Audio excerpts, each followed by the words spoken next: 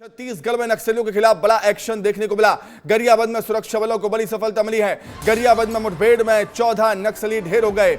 मारे गए 14 नक्सलियों के शव बरामद कर दिए गए हैं। सीआरपीएफ, डीआरजी, कोबरा और जवानों का ये ज्वाइंट ऑपरेशन था। सीआरपीएफ, डीआरजी, कोबरा का ये ज्वाइंट ऑपरेशन था। ओडिशा की एसओजी भी ऑपरेशन में शामिल थी।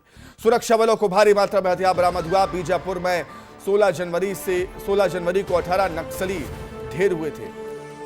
मैनपुर के बालूगिड़ी पहाड़ में मुठभेड़ अभी भी जारी है।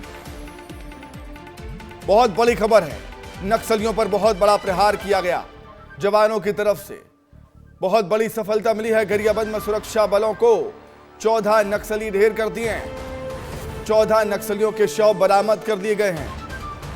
सीआरपीएफ, डीआरजी, कोबरा का ज्वाइंट ऑपरेशन था। दो तस्वीरें आपके सामने। 16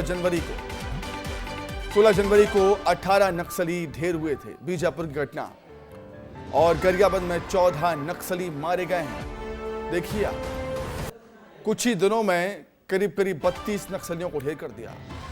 ये उस शहादत का बदला है जो आपको याद होगा जब जवानों का वाहन क्षतिग्रस्त हुआ था, दुर्घटनाग्रस्त हुआ था। कई जवान उसमें शहीद हो गए थे। ये जवानों की शहादत का बदला लिया जा रहा है। नक्सलियों का दी एंड बहुत नजदीक है। 3 जनवरी गरियाबंद 3 नक्सली ढेर हुए। 4 जनवरी अबूझमाड़ 5 नक्सली ढेर हुए। 9 जनवरी बीजापुर 3 नक्सली ढेर हुए थे। 12 जनवरी बीजापुर 5 नक्सली ढेर हुए थे। 16 जनवरी को बीजापुर में 18 नक्सलियों को ढेर कर दिया गया था। वहीं 21 जनवरी की बात है, 12 नक्सली ढेर हुए हैं। 2025 में अब तक 40 नक्सली मारे जा चुके हैं। 2025 में पहला महीना ही चल रहा है नए साल का, 2025 का, और 40 नक्सलियों का खात्मा कर दिया है जवानों ने। ग्राफिक्स के माध्यम से समझिएगा हम क्यों कह रहे हैं कि लाल आतंक अंत की ओर है। 3 जनवरी को गरियाबंद में 3 नक्सली मारे गए थे। फिर उसके अगले दिन 4 जनवरी को अबूझमाड़ में 5 नक्सली ढेर हो गए। 9 जनवरी को बीजापुर में 3 नक्सली मारे गए। 12 जनवरी को बीजापुर में 5 नक्सली ढेर हुए थे। नक्सलियों के लिए जवानों के नाम रहा है 2024 का ये साल। जी हाँ, 113 मुठभेड़ हुई। नक्सलियों के मारे जाने की संख्या 220 से ज्यादा। 217 शव बरामद किए थे जवानों ने। सरेंडर किए हुए नक्सलियों की संख्या है 837। गिरफ्तार हुए नक्सलियों की संख्या 857। शहीद जवान हुए थे हमारे 19। घायल जवानों की संख्या 104। 104 घायल जवानों की संख्या है। 25 से ज्यादा कैंप खोले गए। उन इलाकों में 25 से ज्यादा कैंप खोले गए जहां पर जाना मुश्किल था, जहां पर जाना मुमकिन नहीं था। तो आंकड़े बता रहे हैं कि 2024 का जो साल था वो काल बनकर आया। 2025 का भी साल है, वो भी काल है।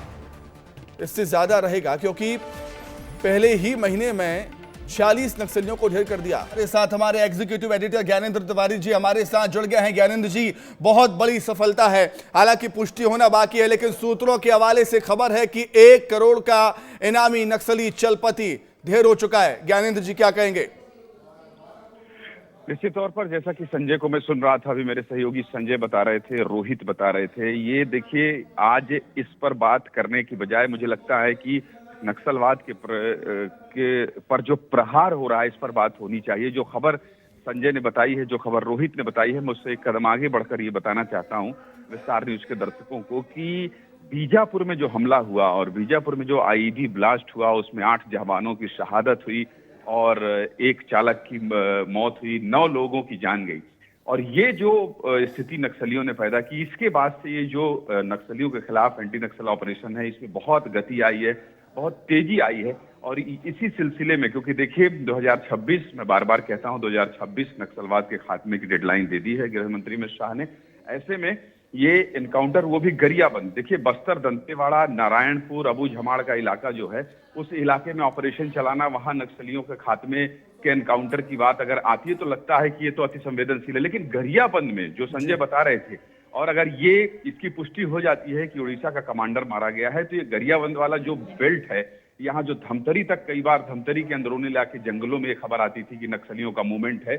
तो अब नक्सली, चाहे इस तरफ का ये भौगोलिक दृष्टिकोण से भी समझना बहुत जरूरी है कि चाहे वो कवर्धा वाला इलाका हो, चाहे आपके महाराष्ट्र का इलाका हो या फिर उड़ीसा का बॉर्डर हो, ये जो 7 राज्यों के साथ चौतरफा अब नक्सलियों के खिलाफ घेराबंदी है, इसको इस लिहाज से भी समझना चाहिए कि किस तरह से गृह मंत्री यहाँ आते हैं, 3 दिन तक बैठक करते हैं, अलग अलग राज्यों के साथ, अलग अलग राज्यों के डीजीपी और गृह मंत्री और मुख्य सचिवों के साथ बैठक करते हैं। ये ऑपरेशन इस तरह से देखा जाना चाहिए कि अब केवल छत्तीसगढ़ पुलिस नहीं है, अब केवल छत्तीसगढ़ पुलिस या छत्तीसगढ़ की समस्या नहीं है, ये जो नक्सलवाद देश की समस्या है, इसको खत्म करने के लिए अब चौतरफा हमला हो रहा है। और गरियाबंद में नक्सलियों का इतना बड़ा एनकाउंटर ये बताता है, ये दिखाता है कि अब चाहे कवर्धा वाला इलाका हो, चाहे आपका महाराष्ट्र बॉर्डर वाला इलाका हो, चाहे बीजापुर का इलाका हो, चाहे गरियाबंद का इलाका हो, चौतरफा जहां ये उड़ीसा से सटे वाले इलाके हैं, उस इलाके में इतना बड़ा एनकाउंटर होना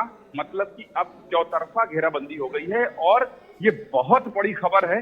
और साल 2025 जिस तरह से शुरू हुआ है नक्सलियों का काल बनकर, मैं भी देख रहा था, विस्तार न्यूज में ही देख रहा था कि 2025 का साल नक्सलियों का काल, निश्चित तौर पर ये जो लाइन है, ये लाइन नक्सलवाद के खिलाफ बहुत फिट बैठती है। और जिस तरह से प्रहार हो रहा है, कल ही गृह मंत्री, तो माफ कीजिएगा, उप मुख्यमंत्री से बात हो रही थी, डिप्टी सीएम अरुण साव से, तो उन्होंने कहा था कि न केवल एनकाउंटर नक्सलियों के खाते में, बल्कि चौतरफा बस्तर के विकास के लिए सरकार लगी है।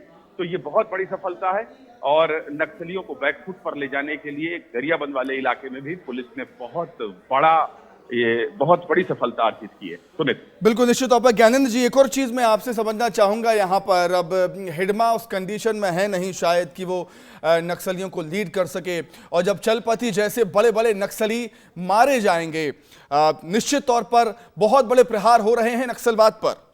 ज्ञानेंद्र जी, ये जो आपने कहा सुमित कि हिडमा की वो स्थिति नहीं है, हिडमा की उम्र हो गई है, पैरालिसिस की बात भी आ रही है, हालांकि इसकी पुष्टि अभी नहीं हुई है जी। लेकिन अगर ये इतने बड़े नक्सलियों पर अटैक हो रहा है, नक्सली कमांडर मारे जा रहे हैं, तो जब लीडर मारा जाता है, तो ऐसे में जो निचले कैडर के नक्सली होते हैं, ये सवाल आपका बड़ा वाजिब है कि जो निचले कैडर के नक्सली होते हैं उनका मनोबल भी टूटेगा, उनको ये भी लगेगा कि मुख्य धारा में आना चाहिए। कुछ दिन पहले ही हमने नारायणपुर की एक खबर चलाई थी और ये बताया था कि 76 जवानों की शहादत में जो नक्सली शामिल था उसने सरेंडर किया। मतलब आप सोचिए कि कितने पुराने नक्सली है और कितने ऐसे समय से जंगल में रहने वाले नक्सली सरेंडर कर रहे हैं, केवल इस लिहाज से कि अगर वो सरेंडर नहीं करेंगे तो मारे जाएंगे। तो ये बात सही है कि अगर बड़े बड़े नक्सली लीडर मारे जा रहे हैं, तो ऐसे में सभी जो नीचे के नक्सली हैं, जो जंगल में रह रहे हैं और लगातार उनको लगता है जल जंगल जमीन का अधिकार हमारा है और हम लड़ लेंगे, लाल किला फतह कर लेंगे, उनके अंदर एक बेचैनी होगी। और ये प्रहार